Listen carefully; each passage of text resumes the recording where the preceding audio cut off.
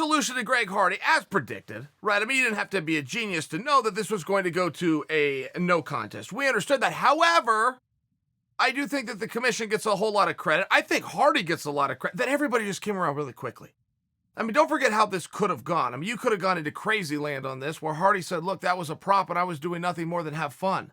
I'm the biggest heel in all of MMA. Some of you didn't want me in MMA. In my first fight in MMA, I had a point taken away from me. The crowd boos me every time I come out. I fainted in Inhaler, and you're all a bunch of fools. I mean, just imagine that came forth. You're going to have to drag this out. Imagine that Hardy protested in the least. The commission's going to have a hearing. They're going to have to go back and forth. Look, they were able to come in the back and go, hey, looks like you used an inhaler, did you? Yes, I did.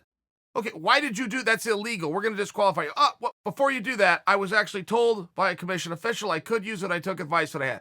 Okay, no contest then. This never happened. That's fair. I mean, everybody here's hands are clean. Everybody did fair. One of the things that happened with Hardy, where so many people were confused, how could you even make this mistake? Well, it's pretty simple. I mean, in truth, fellow fighters, and don't forget, the people that influenced you were the commentators. The commentators are fighters. Oh, and by the way, world champion fight. I'm talking about Dominic Cruz, Daniel Cormier. These guys are world champions. These guys know all the rules. These guys have never failed a test, been in violation, been in the hot seat. They do everything right. They study it. It's just the life that they live. How many of you, when you were very first told that it was USADA approved, thought, okay, well, then what's the issue? Right? Probably all of you. Probably everybody. That would extend to Greg Hardy. Greg Hardy's brand new as well. He came from a different sport. The rules of all he can do in this space is ask questions, get answers, react. That's exactly what he did. You may like that and you may not like that. There's always, no matter how much you'd like this to stop, I see this in the comment section of my own videos, where somebody will weigh in and say, yeah, but that didn't have any outcome on the fight. It didn't change it. Nobody's saying it did. Before you try to be Captain Sophisticated that breaks down what is in an inhaler and how that would give him advantage, and then talk about the right cross and the jab and that Hardy's opponent had no... Shut up. It doesn't work that way. It has never worked that way. The myth that there is a test for illegal steroids is nothing more than a myth. The myth that there is a test for performance enhancers is nothing more than a myth. That is a media creation that then falls on some of you in the cheap seats that want to talk about it doesn't change the outcome. There has never been a test for steroids, and there's not one today. There has never been a test for performance enhancers, and there is not one today. There is a test for banned substances. Period. It is a made-up belief by the media who misunderstands and reports it to you guys, who then are left with bad information. That it has to either be a steroid, or it has to be an illegal drug, or that it has to be a performance enhancer. None of that's true, but none of that has ever been true. There is a banned list. There is an approved list. That's it. It ends right there. I could not even begin to tell you how many things do not enhance you and are not steroids that are on the banned list. The other side of the coin, which very few of you understand, I could not begin to tell you how many things do enhance you that are allowed. They don't just throw everything. There's just a very clear list. Here's what you can't do, the end. By definition of that, if it is not on the list, it is therefore on the approved side of the coin. There's not an actual list with what's approved. There's only a list of what is banned. If it's not on that list, it just automatically falls in this category. So don't waste any time trying to tell somebody that an inhaler didn't change the fight. That's simply not how it works, period. You then also have rules of each commission that even supersede USADA. Generally, those go in line.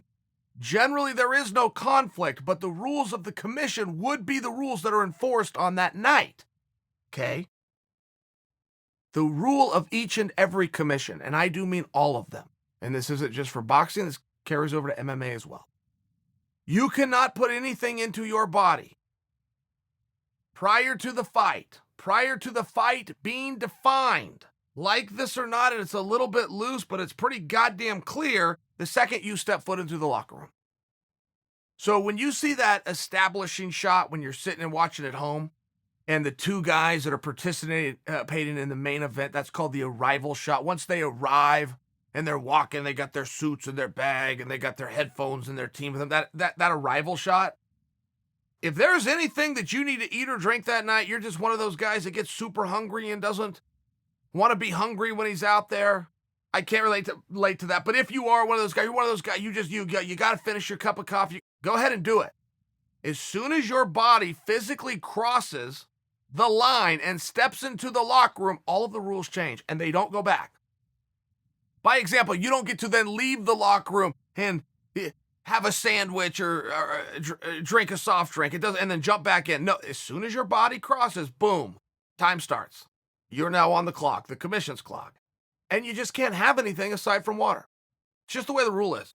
Until the fight's over. That includes during the fight, before. I think you get it. I think I'm saying that clear enough for you to get it. That's the rule. Hardy asked permit. This is why Hardy's not in trouble and should not be in trouble. I'm re-defending Hardy to you guys just so nobody points a finger at him. He did everything right, and that is the official ruling. The commission agreed. You did do this right. You didn't know. You asked a question. You got an answer. You relied on that answer. You did everything. You're not punished, but we also can't you allowed to be rewarded in the form of a win. Your opponent was violated, but it was on accident. We're not going to call it a disqualification and give him a win. Redo this whole thing, give him a win bonus, change the records. We're just going to call it a no contest. Commission gets credit.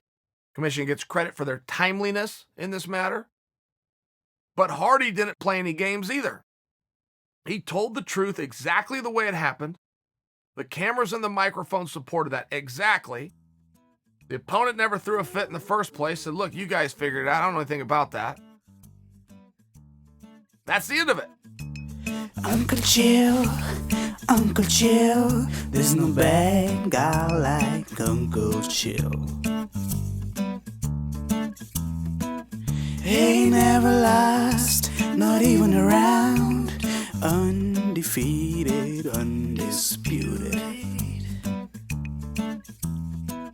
Oh yeah, here comes the bad guy, yeah, Uncle Chill.